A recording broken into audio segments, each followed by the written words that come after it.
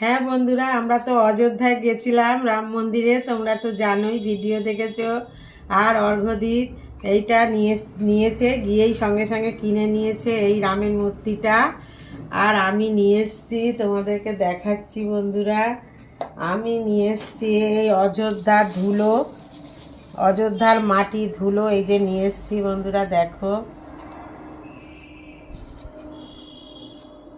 অযোধ্যার মাটি ধুলো নিয়ে এসছি। আর এই যে প্রসাদ বন্ধুরা, তিনজনে 3 প্যাকেট খেয়েছিলাম, তাই তিনজনে খেয়েছিলাম না, সরি। আর একটাই সবাই মিলে ভাগ করে খেয়েছি। আর তোমাদের দেখাবো বলে প্রসাদ আমি নিয়ে এসছি, দেখো প্রসাদগুলো এখন খুলে দেখাচ্ছি বন্ধুরা। এই দেখো প্রসাদ, এই যে নকুলদানা,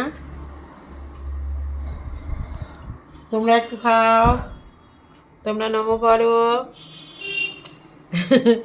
এই যে প্রসাদ। আর রামের জন্মভূমির ধুলি নিয়ে এসছি, আমি পদধূলি নিয়ে এসছি, ঘরে রেখে দেবো বলে, কেননা উনি একটা মহাপুরুষ। আর আমার ওনার আদর্শ খুবই ভালো লাগে। রামায়ণ মহাভারত লাইব্রেরি থেকে এনে প্রচুর পড়েছি একটা সময়, স্কুল কলেজ লাইফে।